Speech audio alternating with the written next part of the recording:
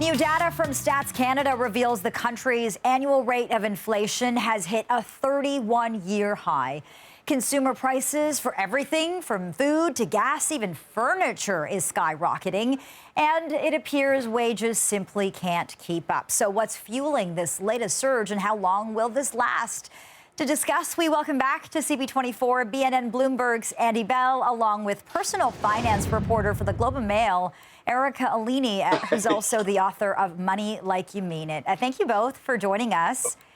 Andy, it hurts to say it, but the rate of inflation has hit 6.7%. I heard you laughing there, but there's nothing to laugh about here because, I mean, this is really hurting people. How much does the war in Ukraine have to do with this? A lot. It's the old supply chain. I know we're sick of hearing about that during COVID.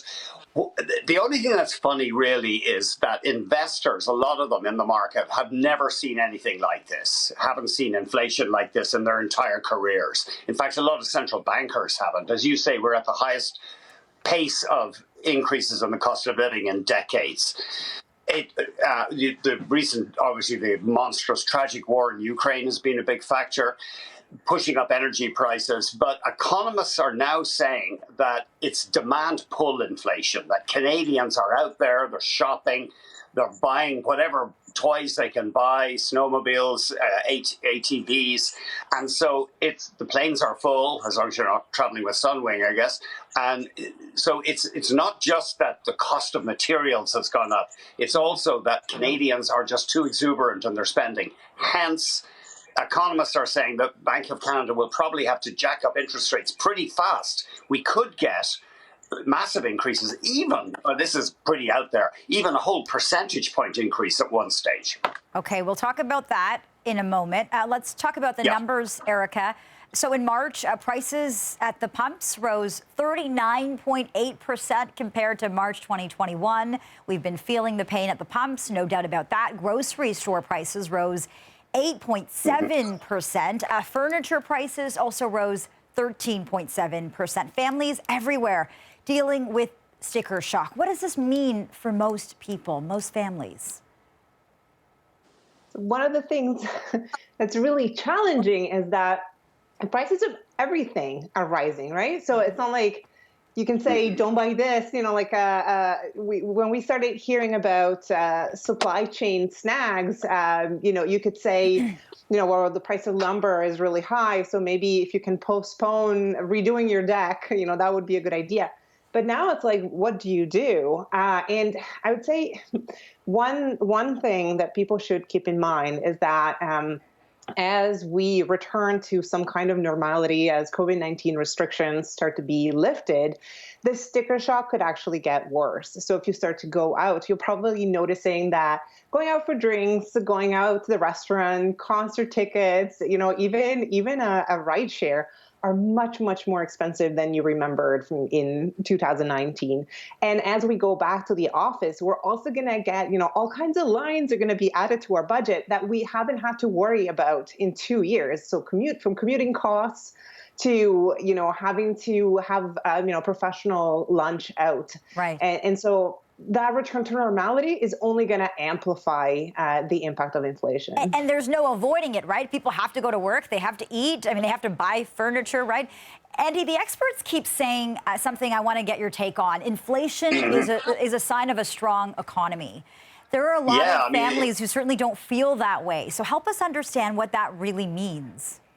I mean, the economy is booming in the sense that unemployment is at record lows, or at least under the current system. We've got unemployment basically down to just over 5%. So there are a lot of jobs. But usually people, the economists will say, the economy's booming, but people just feel miserable. I guess we digest this diet in the media. We guys are responsible. We feed people. We always go, if it bleeds, it leads. We always go for the miserable story. But things are pretty good.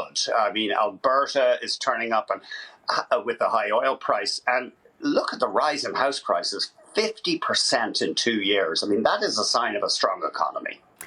Erica, airfare, hotel fares skyrocketing too. What else is getting more expensive? What caught your attention? Oh, I I can even tell you what isn't catching my attention. I mean, from food, gasoline, airfare. You said it. Obviously, and fuel prices that affects. It's not just fuel prices; it's also demand. That's driving the increase in travel costs, and that's not to mention travel insurance. Getting travel insurance, medical insurance that will cover COVID is becoming easier, but try to get travel insurance that will cover trip cancellation. And you're talking about easily $500 for a family. Ow. It's mind-boggling. And Andy, I heard Erica say that the sticker shock is about to get worse. So let's talk about relief if Yes. we can. Will there be any relief in sight? Should we brace ourselves for the rest of this year? What can you tell us? What are you looking at? Well, it looks as though with the rise in commodity prices, food prices are near record highs. And it's actually interesting. You mentioned the expense of going back to work, Erica.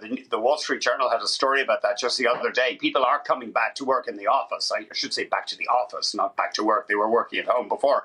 And they're horrified by the price of lunch. Hey, lunch just became $18, they're saying. And that's partly because restaurants have had to increase their prices.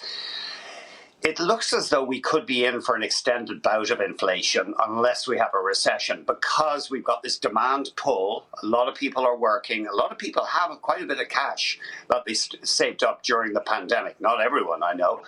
But then we also have this inflation on the supply side. And the Russian attack on Ukraine has caused inflation in ways you wouldn't think.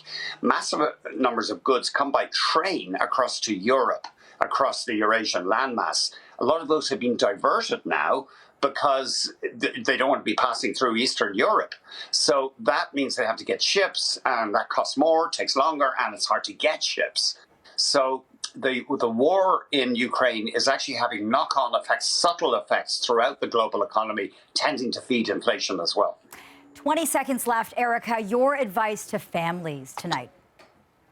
So I would say if you're one of the lucky Canadians who has spare cash, you stayed employed during the pandemic, and you're sitting on a pile of cash, it's a good time right now to use at least some of that cash to pay down your debt.